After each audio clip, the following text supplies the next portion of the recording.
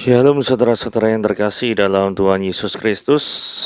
Renungan kita pada hari ini diambil dari Kisah Para Rasul 9 ayat 1 sampai yang ke-19. Judul renungan kita pada hari ini adalah Lihatlah Hal Terbaik. Saat saya bingung mencari tukang untuk memperbaiki atap rumah yang bocor, seorang tetangga merekomendasikan seseorang. Sebutlah namanya Ahe. Yang saya tahu, Ahe ini orangnya jorok, loyo, dan ngantuan. Jangan hanya lihat jeleknya, begitu-begitu dia jago urusan betulin rumah, kata tetangga. Saya temui Ahe dan minta tolong dia memperbaiki atap. Ternyata hasil kerjanya mantep. Sampai sekarang, rumah kami aman dari bocor, padahal hampir setiap hari turun hujan. Kita harus senantiasa mencari hal yang terbaik yang terdapat dalam diri seseorang. Apa yang kita fokuskan dan cari, itulah yang kita lihat. Kalau kita mencari-cari jeleknya seseorang, pasti kita temukan jeleknya. Tetapi, kalau kita mencari kebaikannya, pasti kita temukan baiknya. Di mata Ananias, Saulus adalah seorang yang berbuat banyak kejahatan untuk orang-orang kudus di Yerusalem. Alkitab mencatat Saulus berusaha membinasakan jemaat Tuhan, masuk dari rumah ke rumah, menyeret laki-laki dan perempuan, keluar dan memasukkan mereka ke dalam penjara. Di Kisah Para Rasul pasal yang ke-8 ayat 1b sampai yang ke-3. Tetapi Tuhan melihat hal terbaik dari Saulus, yaitu hatinya yang berkobar-kobar. Saulus bisa dipakai untuk memberitakan nama Kristus kepada bangsa-bangsa lain, serta raja-raja dan orang-orang Israel. Saulus akhirnya menjadi rasul yang sangat giat menginjil. Saat kita melihat hal-hal terbaik dalam diri seseorang, itu membuat orang merasa dihargai. Selanjutnya mereka akan berusaha menjadi lebih baik lagi. Sikap yang kita berikan adalah sikap yang kita peroleh dari orang lain.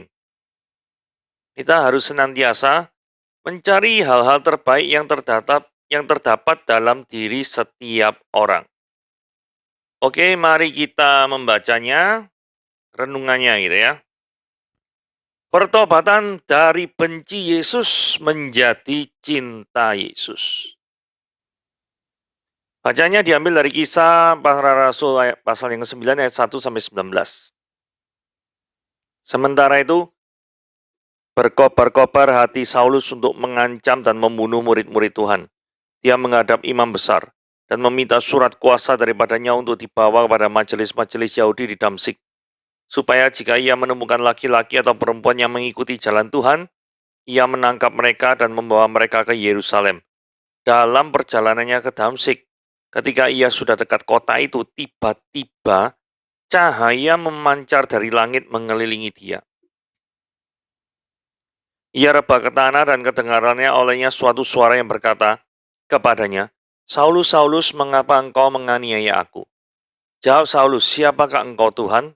Katanya, "Akulah Yesus yang kau aniaya itu. Tapi bangunlah dan pergilah ke dalam kota, di sana akan dikatakan kepadamu apa yang harus kau perbuat."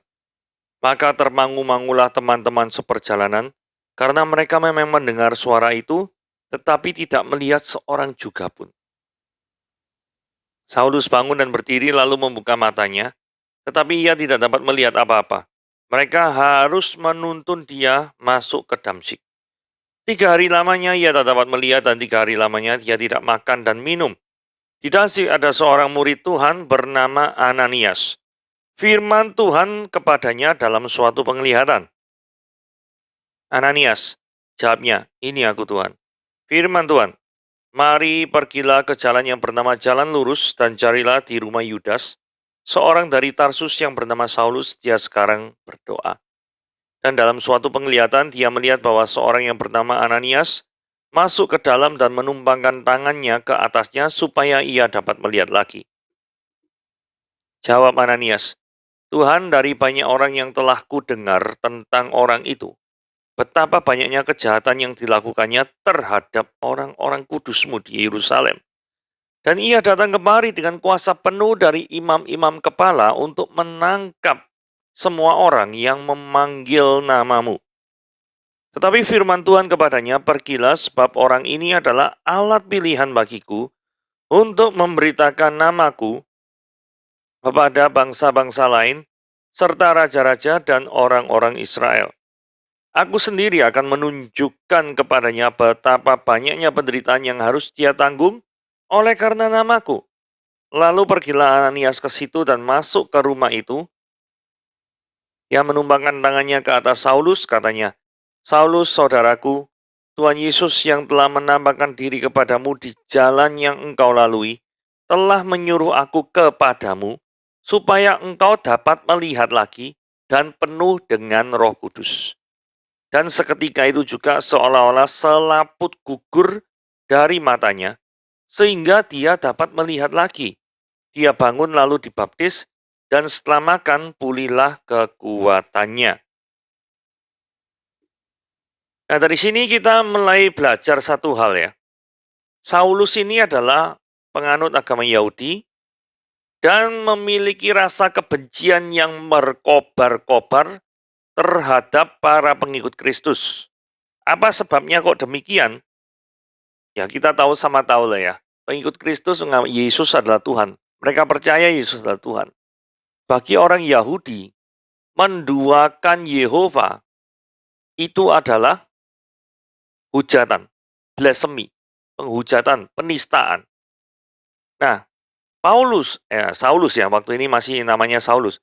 Saulus ini merasa orang-orang yang seperti ini, yang menduakan Yehova, menganggap Yesus ini sebagai Tuhan, ini adalah kafir. Dan kafir, mereka adalah pengikut Kristus, adalah sesat. Dan orang yang sesat itu pantas menerima kematian. Jadi Saulus ini membunuh demi agama. Tindakan Saulus ini celakanya didukung oleh Dewan Keagamaan Yahudi. Buktinya, minta surat kuasa pada imam besar sebagai legalitas untuk melakukan pembunuhan atau penahanan terhadap laki-laki dan perempuan yang mengikuti jalan Kristus. Jadi minta surat dan dikasih surat supaya menjaga tindakan kekerasan ini legal di mata hukum. Ini kan sangat-sangat mengerikan ya kalau seperti ini ya. Sangat-sangat mengerikan sekali. Menjadi ancaman bagi umat Tuhan, menjadi ancaman bagi para pengikut Kristus. Nah, ayat ketiga. Dalam perjalanannya ke Damsik, ketika dia sudah dekat kota itu, tiba-tiba cahaya memancar dari langit mengelilingi dia. Nah, ini ada perjumpaan spiritual. Kemudian dia tidak kuat dengan cahaya itu, kemudian dia rebah, terus kemudian dengar suatu suara, Saulus, Saulus, mengapa engkau menganiaya aku? Biasanya intervensi supranatural seringkali menjadi suatu cara untuk mengubah pandangan seorang yang ekstrim. Jadi ada banyak cerita yang mengatakan bahwa ketika seseorang itu benci kepada Kristus, pokoknya terhadap Alkitab itu benci, terhadap Kristen itu anti. Tapi nyatanya bisa menjadi orang percaya. Bukan dengan peristiwa biasa. Kebanyakan dari peristiwa intervensi supranatural. Terutama hal itu terjadi pada negara-negara yang menutup diri terhadap Kristus. Itu ya. Di mana Injil sangat minim diberitakan. Jadi ketika sangat minim diberitakan, maka penglihatan intervensi pribadi kuasa supranatural menjadi cara yang bisa masuk dan mengubahkan pandangan seseorang. Begitu ya. Nah, ini perjumpaan dengan Tuhan. Jawab Saulus, siapakah engkau? Terus jawabnya dari suara seberang itu, akulah Yesus yang kau aniaya itu. Jadi Saulus segera tahu, oh ternyata pribadi yang menampakkan diri secara supranatural, itu Kristus yang selama ini dibencinya. Sebenarnya ya, kalau dikatakan, akulah Yesus yang kau aniaya itu. Saulus ini gak pernah ketemu sama Yesus toh. Nah, kok bisa dikatakan bahwa Yesus ini dianiaya oleh Saulus? Ya karena selama ini Saulus menganiaya para murid Kristus. Jadi, menganiaya para murid Kristus. Itu sama saja dengan menganiaya Yesus. Artinya, dari teks singkat ini, Yesus bisa merasakan penderitaan daripada para pengikutnya yang setia, yang mengalami penganiayaan karena imannya, mengalami penganiayaan karena memegang teguh tidak mau melepaskan kepercayaannya. Yesus bisa merasakannya. Buktinya di sini dikatakan, akulah Yesus yang kau aniaya itu. Ayat 6. Ini bangunlah Saulus, terus pergi ke dalam kota, dan di sana dikatakan kepadamu apa yang harus kau perbuat. Jadi perjumpaan pribadi itu enggak ya. Yesusnya enggak ngomong secara langsung bahwa, engkau salah apa gini gitu, aku ini Tuhan apa, enggak. Perintahnya sederhana, bangun, pergi ke dalam kota, kan sudah dekat sama Damsyik toh. Nah, ini terus di sana akan dikatakan kepadamu apa yang harus kau perbuat. Gitu. Perintahnya sangat sederhana. Dan penampakan diri ini momennya sangat pas ya. Karena penampakan diri itu gini ya. Ayat 3 dikatakan, ketika ia sudah dekat kota itu. Nah, ini pertolongan Tuhan ini memang just in time. Karena kalau misalnya dia sudah masuk Damsyik, tanpa adanya perjumpaan pribadi itu, dapat dibayangkan pengikut Kristus yang tinggal di kota Damsyik ini bisa mati semua. Tapi tepat sebelum masuk daripada kota Damsyik, maka terjadilah perjumpaan Tuhan. Dari sini kita belajar apa? Pertolongan Tuhan indah pada waktunya. Jadi jangan pernah meragukan timing pertolongan Tuhan. Dia adalah Allah yang mengerti dan mengontrol waktu. Dia tahu waktu yang terbaik. Dan dia tahu kapan memberikan pertolongan yang terbaik bagi kita semua. Nah, oke. Nah, kemudian ayat 8 ini menarik ya. Saulusnya bangun berdiri, lalu buka matanya. Nah, mungkin selama ini dia silau, jadi perlu tutup mata ya. Karena ada cahaya dan lain sebagainya.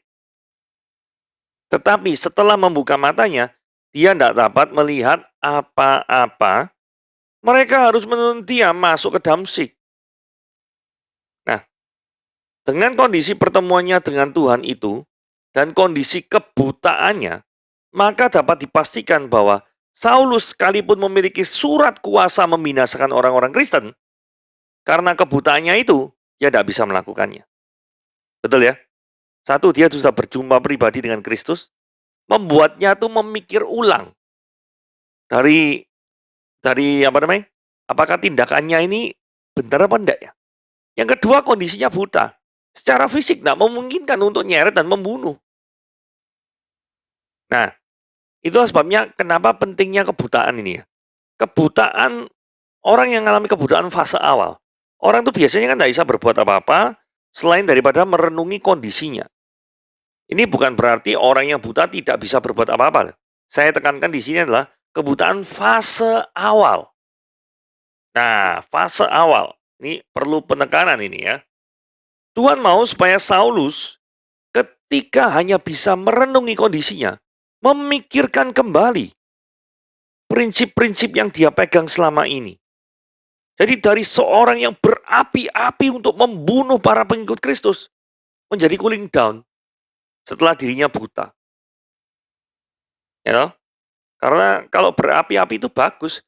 Kalau berapi-api dalam kebencian itu yang buruk. Masalahnya, Saulus ini berapi-api dalam kebencian. Semangat dalam kebencian. Ini yang susah. Sehingga Tuhan merasa perlu memberikan kebutaan ini supaya Saulus cooling down. Nanti kita lihat apa yang dilakukan Saulus pada waktu cooling down. Dia berdoa, memohon penyertaan Tuhan. Itu ya. Nah, sekarang pindah. Kalau ibarat film itu scene-nya pindah, gitu ya. Nah, perhatikan baik-baik. Di Damsyik ada seorang murid Tuhan, namanya siapa? Ananias. Gantian Tuhan menampakkan diri pada Ananias. Tuhan panggil, Ananias. Ini aku Tuhan. Dalam suatu penglihatan, dia melihat seorang bersama Ananias masuk ke dalam, menumpangkan tangan ke atasnya, supaya ia dapat melihat lagi. Jadi Ananias ini disuruh untuk jadi perantara untuk menyembuhkan Saulus. Terus Ananias ya mikir ya, ngejak dialog sama Tuhan. Dari banyak yang ku dengar tentang orang itu ya, kejahatan itu banyak loh. Ananias mungkin berpikir, "Mbok yo biar no buta lah enak toh ya." Kan gitu. Daripada keberadaannya Saulus ini membahayakan daripada para pengikut Kristus. Gitu loh. Ananias sampai merasa perlu ngomong ayat 14. Dia datang kemari dengan kuasa penuh dari imam-imam kepala untuk menangkap semua yang memanggil namamu. Artinya, di dalam hati Ananias, Tuhan, apakah engkau tidak salah? Mungkin Ananias berpikir, aku tahu engkau adalah Allah yang tidak bisa salah. Tetapi aku tidak bisa memahami engkau untuk memakai aku menyembuhkan sang penangkap para pengikut Kristus. Bahkan bukan hanya penangkap, tapi sang pembunuh para pengikut Kristus. Bukankah ini adalah suatu alasan yang masuk akal bagi Ananias untuk bertanya kepada Tuhan tentang keputusannya yang sudah Tuhan beri? Menurut saya masuk akal. Tetapi tujuan Ananias dilibatkan. Ini supaya pertama, Ananias supaya dipakai jadi saluran berkat. Karena sebenarnya Tuhan bisa saja langsung menyembuhkan Saulus toh. Apa susahnya sih menyembuhkan Saulus dari kebutaan bagi Tuhan? Gak ada susahnya. Tetapi kok melibatkan Ananias? Ya, supaya satu, Ananias jadi saluran berkat. Yang kedua, supaya Ananias itu sendiri melihat kuasa Tuhan. Kuasa Tuhan itu bukan saja mampu sembuhkan secara fisik. Dalam hal ini dari buta menjadi melihat. Tapi juga bisa kuasa Tuhan itu mengubahkan pikiran orang 180 derajat. Dari benci Kristus menjadi cinta Kristus. Ini yang luar biasa hebat. Justru yang kedua ini yang lebih hebat menurut saya. Dari buta melihat, dari kondisi fisik, ya, mungkin dunia medis modern bisa melakukannya itu. Tetapi dunia medis modern tidak bisa mengubah cara berpikir seorang.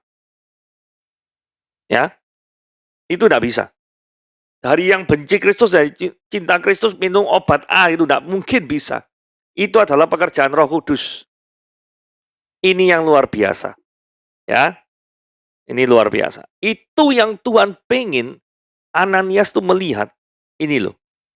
Yang kamu kira orang-orang yang benci Kristus, yang pembunuh, dapat surat kuasa, kamu akan lihat perubahannya seperti apa. Itu yang terjadi. Nah, Tuhan menjawab ya. Jadi keraguan Ananias, kebingungan Ananias, itu tidak menyebabkan Tuhan itu marah. Dalam pengertian gini, Pesta, pokoknya kamu datang ke sana sembuhkan. Titik. Gua suruh kamu taat dong. Enggak. Tuhan yang kita percaya itu enggak seperti itu modelnya ya. Di dalam kebingungan Ananias, Tuhan itu jawab, pergilah, sebab orang ini adalah alat pilihanku untuk memberitakan namaku kepada bangsa-bangsa lain, kepada raja-raja, orang pangkat berarti ya, dan orang-orang Israel. Aku sendiri akan menunjuk kepadanya betapa banyak penderitaan yang harus dia tanggung oleh karena namaku. Jadi, Tuhan ini adalah Tuhan yang bisa berdialog. Memang dengar jawaban ini sangat mungkin membuat Ananias bingung. Kalau mau pakai seseorang, kenapa kok harus pakai orang yang pernah membunuh jemaatmu? Kan gitu ya. Mungkin tetap jawaban ini tidak memuaskan Ananias. Tetapi hal yang patut kita ketahui adalah Ananias tetap melakukan perintah Tuhan. Buktinya ayat 17. Lalu pergilah Ananias ke situ, masuk rumahnya Yudas, dan tumpangkan tangan, ngomong Saulus, Tuhan Yesus menampakkan diri, jelas ya, ke jalan yang kau lalui dan menyuruh aku supaya engkau melihat lagi Dan bukan cuma itu, tapi penuh dengan Roh Kudus ini penting supaya dia bisa melayani Tuhan dengan luar biasa. Apakah pada waktu melakukan itu Ananias khawatir kalau Saulus sudah bisa melihat lagi, Saulus akan membunuhnya? Ya mungkin saja itu ada dalam Ananias, kekhawatiran Ananias. Saudara bayangkan ya, saudara disuruh datang saat ini ya, ke rumah orang yang biasanya itu membenci Kristus. Tidak cuma membenci, kalau membenci toh mungkin gak apa-apa ya. Tapi membunuh orang yang dibencinya.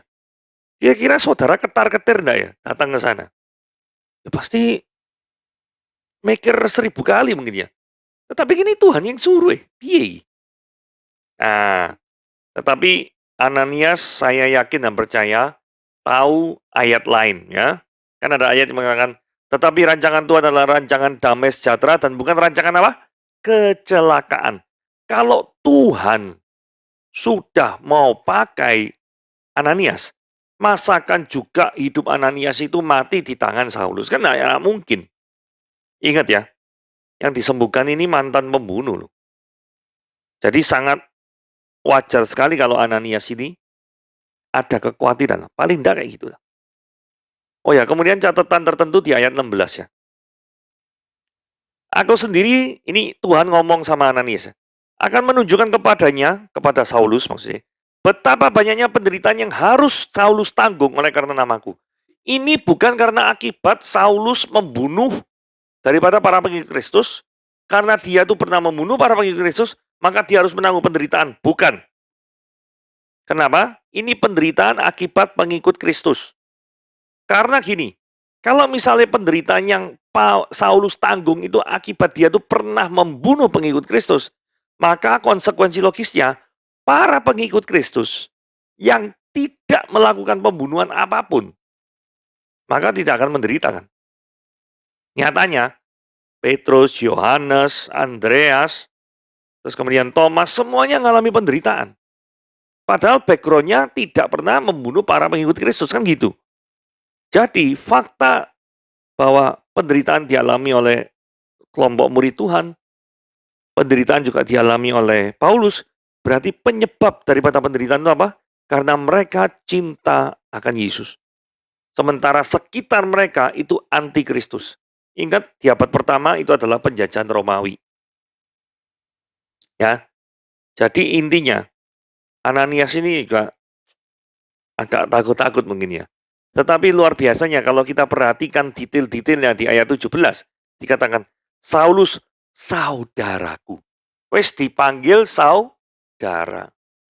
Dulu, musuh besar. Kok saudara? Musuh besar kok ini. Tapi ini Ananias iman kepada Tuhan. Wes ini karena Tuhan suruh, oke lah. Saulus, saudaraku. Disapa saudara. Luar biasa nih. Dan seketika itu juga ayat 18 dikatakan, selaput gugur, Saulus dibangun dan langsung dibaptis. Jadi pengikut Kristus. Dan setelah makan, Saulus mengalami pemulihan kekuatan. Jadi peristiwa Saulus ini tidak hanya mengubahkan cara berpikir Saulus saja, tetapi juga menyelamatkan banyak nyawa loh. Saudara perhatikan baik-baik ya.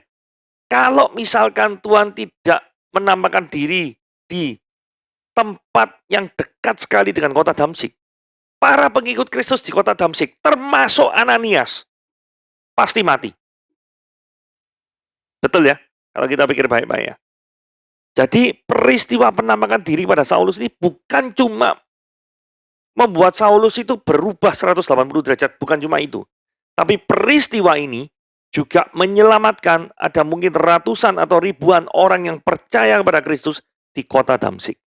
Itu jawabannya. Jadi sekali Tuhan bertindak, ada dua kejadian positif yang bisa didapat, yaitu pertobatan Saulus dan keselamatan daripada orang-orang Kristen di Damsyik. Oke? Kita mesti percaya bahwa Tuhan itu berkuasa menyelamatkan hidup kita, percaya bahwa Tuhan itu berdaulat dan ketetapannya tidak pernah berubah, dan Dia adalah Allah yang mengasihi kita, dan rancangannya tidak pernah rancangan kecelakaan, tetapi rancangannya adalah rancangan damai sejahtera. Oke, renungan kita sampai di sini. Tuhan Yesus memberkati.